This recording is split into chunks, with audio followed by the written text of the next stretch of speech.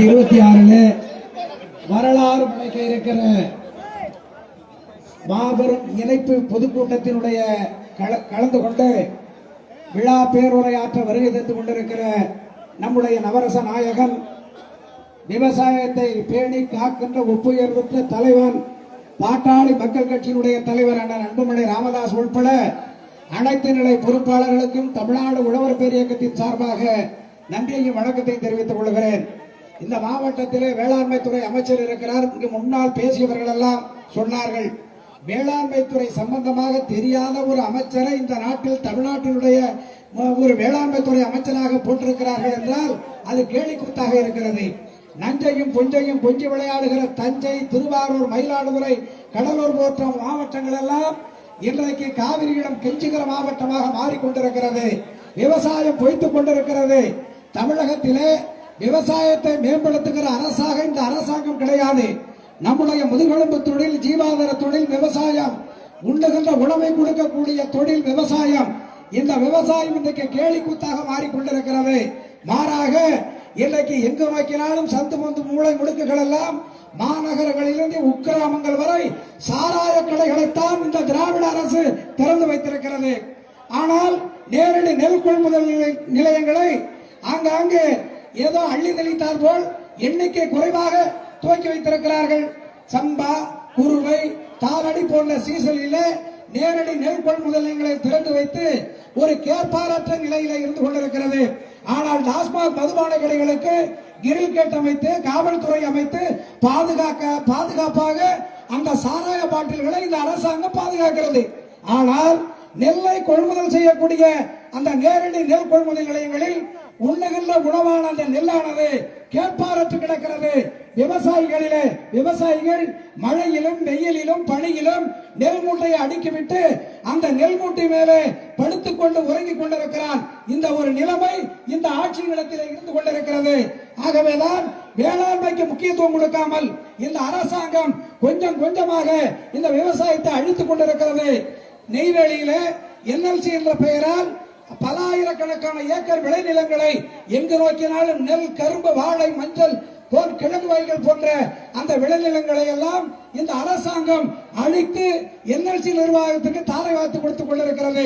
இதை கேள்விப்பட்ட நம்முடைய தலைவர் அவர்கள் அன்றைக்கு NLC நிர்வாகம் அந்த கேட்டிற்கு முன்னால் பல ஆயிரக்கணக்கான விவசாயிகளை ஒன்று திரட்டி மிகப்பெரிய போராட்டத்தை நடத்தி அன்றைக்கு காவல்துறை தடியடி பிரயோகத்தை நடத்தினார்கள். கண்ணீர் புகை குண்டுகளை எல்லாம் வீசினார்கள். இதையெல்லாம் பொருட்படுத்தாமல் நின்று போராடிய காரணத்தால் காவல்துறை கைது செய்து எங்களை எல்லாம் வைத்திருந்தார்கள். அன்று மாலை விடுவித்தார்கள். இப்படி ஒரு நிலைமையை இந்த அரசாங்கம் செய்து கொண்டிருக்கிறது. இன்றைக்கு விவசாயத்திற்கு இரவு நேரங்களிலே தண்ணீர் பாய்ச்ச சென்றால் பாம்பு கடித்து இறந்து விடுகிறான், மின்சாரம் தாக்கி இறந்து விடுகிறான், இடிமின்னல் தாக்கி இறந்து விடுகிறான். இந்த விவசாயிகளுக்கு போஸ்ட்மார்டம் தான் இந்த அரசு செய்கிறதே தவிர, ஆனால் கள்ளக்குறிச்சியிலே கள்ளச்சாராயம் குடித்து மாண்ட அந்த குடிகாரர்களுக்கு ஒரு குடிகாரனுக்கு 10 லட்சம் ரூபாயை இந்த திமுக அரசு வழங்கியது.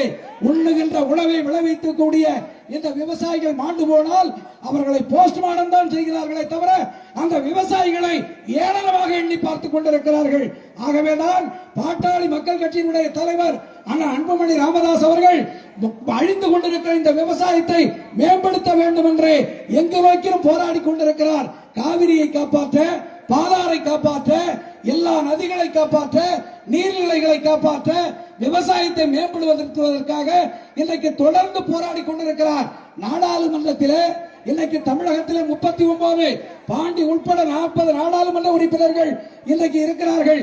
இந்த நாடாளுமன்ற உறுப்பினர்கள் ஒருவராவது அந்த நாடாளுமன்றத்திலே சென்று நான் ஒரு விவசாயி என்று நெஞ்சை நிமிர்த்தி சொல்லி இருக்கிறார்களா என்றால் ஒருவர் கூட கிடையாது. அந்த நெஞ்சை நிமிர்த்தி என்னுடைய தகப்பனார் ஒரு விவசாயி, என்னுடைய பாட்டன் ஒரு விவசாயி, என்னுடைய முப்பாட்டன் ஒரு விவசாயி, நானும் ஒரு விவசாயி என்று நாடாளுமன்றத்திலே நெஞ்சை நிமிர்த்தி சொன்ன ஒரே பச்சை தமிழன், பசுமை நாயகன் அன்புமணி ராமதாஸ் அவர்கள் தான். ஆகவே தான் ஒரு விவசாயிக்குத்தான் விவசாயியுடைய நலனே அக்கறை உண்டு.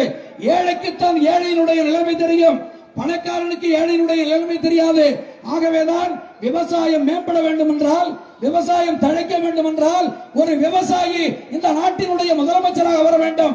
அந்த விவசாயி தான் மருத்துவர் அன்புமணி ராமதாஸ் என்பவர். நீங்கள் உணர வேண்டும் என்று இந்த நேரத்தில் கேட்டு, விவசாயம் தழைக்க, இந்த நாடு நன்றாக இருக்க, சாராயத்தை ஒழித்து, கல்வியை பெருக்கி, வறுமையை ஒழித்து ஒரு நாடு நல்ல நிலைமைக்கு வர வேண்டும் என்றால் பாட்டாளி மக்கள் கட்சிக்கு ஆதரவு தர வேண்டும் என்று எல்லோரையும் கேட்டு, அந்த அன்புமணி ராமதாஸ் அவருடைய கருத்தை வலுப்படுத்த வேண்டும் என்று கேட்டு விடைபெறுகிறேன். நன்றி, வணக்கம். அடுத்ததாக